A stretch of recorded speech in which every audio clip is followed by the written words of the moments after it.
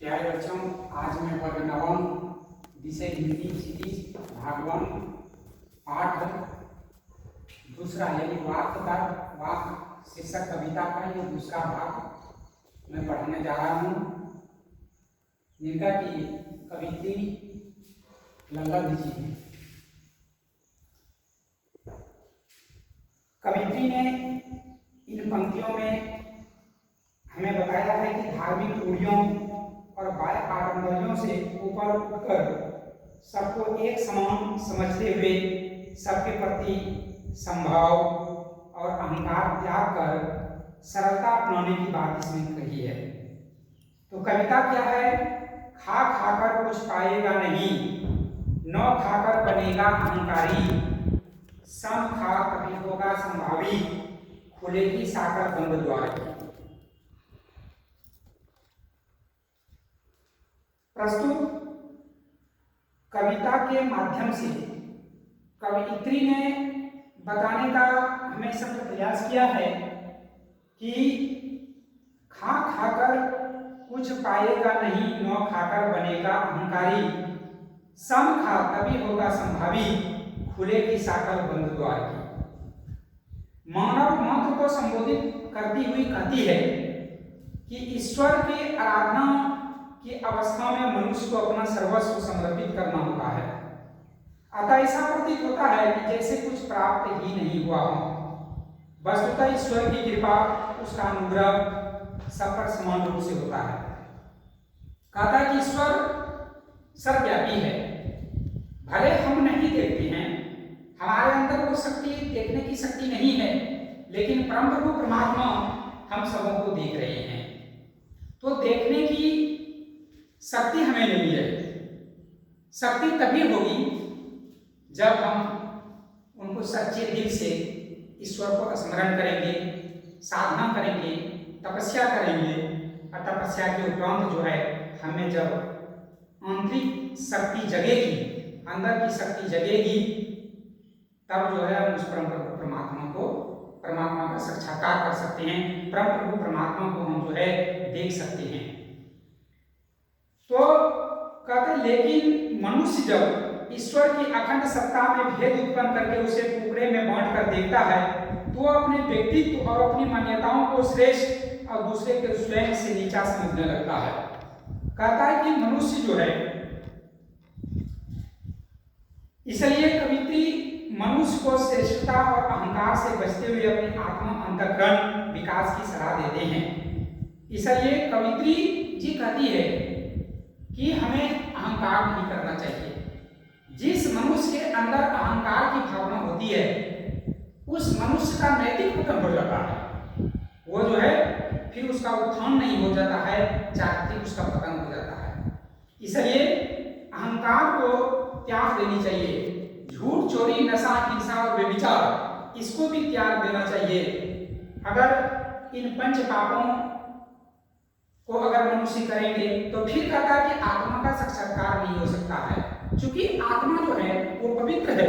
इसलिए पवित्र अपने आप को जो है पहले पवित्र बनाना होगा, तब उस परम प्रभु परमात्मा का हम साक्षात्कार कर सकते हैं। जब परम प्रभु परमात्मा का साक्षात्कार हो जाता है तो हमारे अंदर जो है कलुषिता की भावना जो है क्या होती है, मेरा अंतःकरण जो है वो पवित्र हो जाता है, हम पवित्रमय हो जाते हैं। और हमारे अंदर जो भी द्वेष भावना होती है, वह सारा द्वेष भावना जो है वो मिट जाता है और अंतःकरण मेरा जो है पवित्र हो जाता है। इसलिए कवित्री कहती है कि मनुष्य को श्रेष्ठता अहंकार से बचना चाहिए, अहंकार का त्याग करना चाहिए, आत्मा और अंतःकरण की विकास की सलाह देती है। अपने अंतःकरण यानी अपने अंदर में जो अशुद्धता है, उस अशुद्धता को त्याग करनी चाहिए। सबको समान समझकर आडंबरों से ऊपर उठ करके अपने से संभव पैदा करें, क्योंकि इससे हृदय की विशाल चित्त शुद्ध होता है, चेतना व्यापक होती है और अपनी आत्मा के दरवाजे पर लगी अज्ञान और अहंकार की सांकल करके जंजीर को वो जो है टूट जाती है, ढीली पड़ जाती है और मन मस्तिष्क प्रकाश और ऊर्जा से परिपूर्ण हो जाता है। इसलिए अपनी आत्मा को शुद्ध रखना चाहिए। जिसका आत्मा पवित्र हो जाता है, कहता है कि उसमें ईश्वर का वास उसी आत्मा के अंदर होता है। ईश्वर कहीं अन्यत्र नहीं है, सब के हृदय के अंदर है। इसलिए उस आत्मा की पहचान कैसे होगी? तो अंतःकरण पवित्र होने से तब जो है ईश्वर की पहचान होगी, तब ईश्वर का साक्षात्कार हो सकता है। जब तक अंतःकरण पवित्र नहीं होगा तो उस प्रभु परमात्मा को हम पहचान नहीं सकेंगे। आत्मा के दरवाजे पर लगी अज्ञानता और अहंकार का साकल जो है, वो जंजीर जो है हमें जकड़ करके रखी हुई है। इसलिए जब तक आत्मा को शुद्ध नहीं करेंगे, वो साकल यानी जंजीर जो है वो ढीली नहीं पड़ सकती है।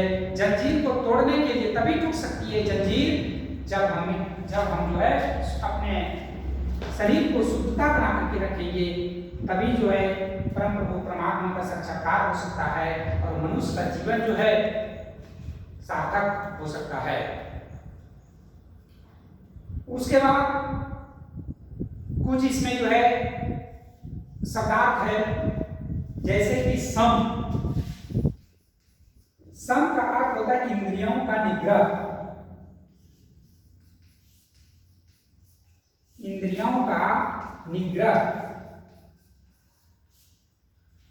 समभावी यानी समता की भावना,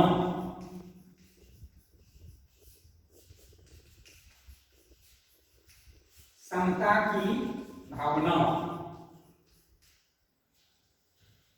साकल,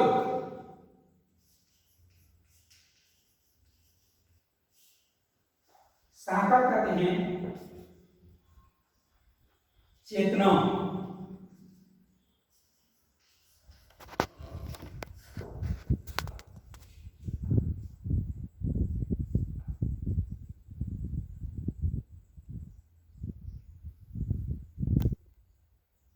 और इसी को हम लोग कहते हैं जंजीर, यानी जंजीर टूट जाना, चेतना का विकास हो जाना।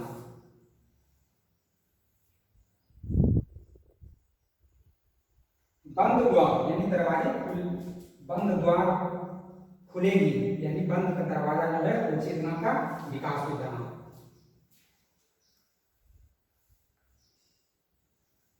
बस ठीक है, इतना ही, धन्यवाद।